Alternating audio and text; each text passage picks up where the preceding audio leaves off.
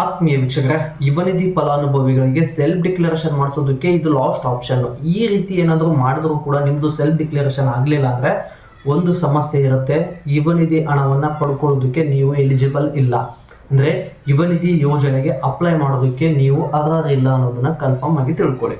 ಈ July month self declaration ಯಾವ ರೀತಿ ಮಾಡಿಸ್ಬೇಕು ಅನ್ನೋದನ್ನ ತಿಳ್ಕೊಳ್ಳೋದಕ್ಕಿಂತ ಮುಂಚೆ ನೀವು ಯುವನಿಧಿ ಯೋಜನೆಗೆ ಅರ್ಹತೆಯನ್ನು ಪಡ್ಕೊಂಡಿದ್ದೀರೋ ಇಲ್ಲವೋ ಅನ್ನೋದನ್ನ ಮೊದಲು ಮನವರಿಕೆ ಮಾಡ್ಕೊಳ್ಳಿ. ಯಾಕಂದ್ರೆ ಬಹಳಷ್ಟು ವಿದ್ಯಾರ್ಥಿಗಳಿಗೆ ಜುಲೈ ಮಂತ್ ಸೆಲ್ಫ್ ಡಿಕ್ಲರೇಷನ್ ಮಾಡಿಸ್ಬೇಕಾದ್ರೆ ಆಧಾರ್ ಕಾರ್ಡ್ ಡೀಟೇಲ್ಸ್ ಫ್ಲಕ್ಚ್ ಆಗ್ತಾ ಇಲ್ಲ, ಹೈಯರ್ ಸ್ಟಡೀಸ್ ಅಂತ ತೋರಿಸ್ತಾ ಇದೆ, GST ಪೇಯರ್ ಅಂತ ತೋರಿಸ್ತಾ ಇದೆ. ಯುವನಿಧಿ ಹಣವನ್ನು ಪಡ್ಕೋಬೇಕು ಅಂದ್ರೆ ಯಾವೆಲ್ಲ ಅರ್ಹತೆಗಳಿರಬೇಕು ಅಂದ್ರೆ ಯಾವ ಷರತ್ತುಗಳು ಅನ್ವಯವಾಗುತ್ತೆ, ಈ ಷರತ್ತುಗಳು ಏನು ಅನ್ನೋದನ್ನ ಮೊದಲು ತಿಳಿಸ್ಕೊಟ್ಬಿಡ್ತೀನಿ. ಯುವನಿಧಿ ಯೋಜನೆ 2022-23ನೇ ಸಾಲಿನಲ್ಲಿ ಡಿಗ್ರಿ ಪಾಸ್ ಆಗಿರ್ತಕ್ಕಂಥ ವಿದ್ಯಾರ್ಥಿಗಳಿಗೆ, ಅದರ ನಂತರ 24, 25, 23, 24 ಈ ಸಾಲಿನಲ್ಲಿರುವಂಥ ವಿದ್ಯಾರ್ಥಿಗಳು ಎಲಿಜಿಬಲ್ ಅನ್ನ ಪಡ್ಕೋತಾರೆ. ಯಾವುದೇ ಡಿಗ್ರಿ ಅಥವಾ ಡಿಪ್ಲೊಮಾ ಆಗಿರ್ಬೋದು. ಡಿಗ್ರಿ ಮುಗಿದವರಿಗೆ 3,000, ಡಿಪ್ಲೊಮಾ ಮುಗಿದವರಿಗೆ 1,500 ಯುವನಿಧಿ ಅಮೌಂಟ್ ಬರುತ್ತೆ. ಬಟ್ ನೀವು ಯುವನಿಧಿಗೆ ಅಪ್ಲೈ ಮಾಡಬೇಕು ಅಂದರೆ ನಿಮ್ಮ ಎಜುಕೇಷನ್ ಕಂಪ್ಲೀಟ್ ಆಗಿ 180 ದಿನ ಅಂದರೆ 6 ತಿಂಗಳು ನಿರುದ್ಯೋಗಿಗಳಾಗಿ ಇರಬೇಕು. ಅಂದರೆ ಯಾವುದೇ ಕೆಲಸ ಸಿಕ್ಕಿರಬಾರ್ದು. ಆವಾಗ ನೀವು ಯುವನಿಧಿಗೆ ಅಪ್ಲೈ ಮಾಡ್ತೀರಾ. ನೀವು 6 ತಿಂಗಳು ಆದ ತಕ್ಷಣ ಬೇರೆ ಕೆಲಸ ಮಾಡ್ತಾ ಇದ್ರು ಕೂಡ ಅಪ್ಲೈ ಮಾಡಿರ್ತೀರಾ, ಬೇರೆ ಬಿಸ್ನೆಸ್ ಕೂಡ ಮಾಡಿರ್ತೀರಾ. ಬಟ್ ಇನ್ನೂ ಕೆಲವೊಂದಿಷ್ಟು ಯುವನಿಧಿ ಆಫೀಸ್ಗೆ ಕಾಲ್ ಮಾಡಿ ಕೇಳಿದಾಗ ಅವ್ರು ಹೇಳಿರುವಂಥದ್ದು ಕ್ಲಾರಿಟಿಯಾಗಿ ಒಂದು ತಿಳಿಸ್ಬಿಡ್ತೀನಿ. ಭಾಳಷ್ಟು ವಿದ್ಯಾರ್ಥಿಗಳು ಯುವನಿಧಿ ಯೋಜನೆಗೆ ಎಲಿಜಿಬಲ್ಲೇ ಇಲ್ಲ, ಆದರೂ ಕೂಡ ಯುವನಿಧಿ ಯೋಜನೆಗೆ ಅಪ್ಲೈ ಮಾಡಿದ್ದಾರೆ. ಅಂಥ ವಿದ್ಯಾರ್ಥಿಗಳದ್ದು ಸೆಲ್ಫ್ ಡಿಕ್ಲರೇಷನ್ ಮಾಡ್ಸೋಕ್ಕೆ ಬರ್ತಾ ಇಲ್ಲ. ಉಳಿದಿರ್ತಕ್ಕಂಥ ಎಲಿಜಿಬಲ್ ಇರೋ ವಿದ್ಯಾರ್ಥಿಗಳು ಎಲ್ಲರೂ ಆಲ್ಮೋಸ್ಟ್ ಸೆಲ್ಫ್ ಡಿಕ್ಲರೇಷನ್ ಡನ್ ಆಗಿದೆ, ಯಾವುದೇ ಪ್ರಾಬ್ಲಮ್ ಇಲ್ಲ. ಬಟ್ ಏನೆಲ್ಲ ಪ್ರಾಬ್ಲಮ್ ಇದೆ ಸೆಲ್ಫ್ ಡಿಕ್ಲರೇಷನ್ ಮಾಡಿಸೋದಕ್ಕೆ ಅನ್ನೋದಕ್ಕಿಂತ ಮುಂಚೆ ಯಾಕೆ ಈ ರೀತಿ ಪ್ರಾಬ್ಲಮ್ ಬರ್ತಾ ಇದೆ ಅನ್ನೋದನ್ನ ಸ್ವಲ್ಪ ತಿಳ್ಕೊಳ್ಳಿ. ಯುವನಿಧಿ ಹಣವನ್ನು ಪಡ್ಕೋಬೇಕು ಅಂದರೆ ನೀವು ಯಾವುದೇ ಗೌರ್ಮೆಂಟ್ ಉದ್ಯೋಗದಲ್ಲಾಗಲಿ ಡಿಗ್ರಿ ಮುಗಿದ ಮೇಲೆ 6 ತಿಂಗಳ ಕಾಲ ಎಲ್ಲಿ ಕೆಲಸ ಮಾಡಿರಬಾರ್ದು. ಅದರ ಜೊತೆಗೆ ಗೌರ್ಮೆಂಟ್ ಜಾಬ್ ಇರಬಾರ್ದು, ಖಾಸಗಿ ಉದ್ಯೋಗದನ್ನು ಕೂಡ ನೀವು ಪಡ್ಕೊಂಡಿರಬಾರ್ದು.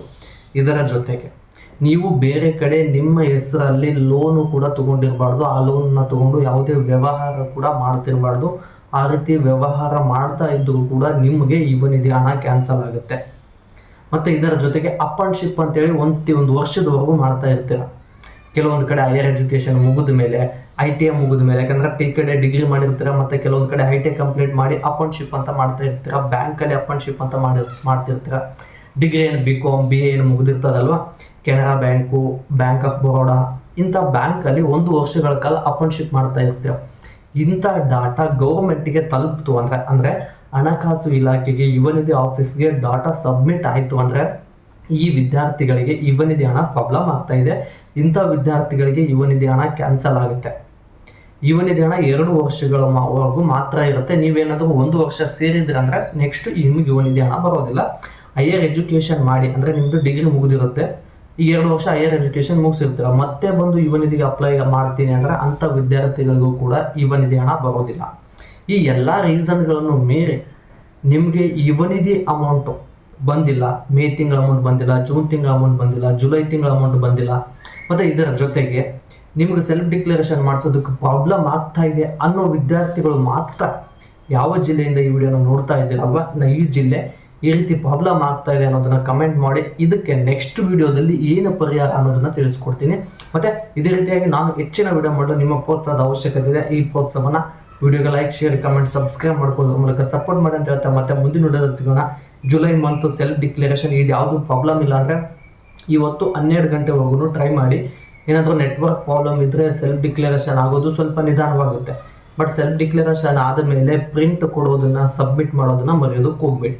ಮತ್ತೆ ಮುಂದಿನ ವಿಡಿಯೋದಲ್ಲಿ ಸಿಗೋಣ. ಧನ್ಯವಾದಗಳು ಸ್ನೇಹಿತರೆ.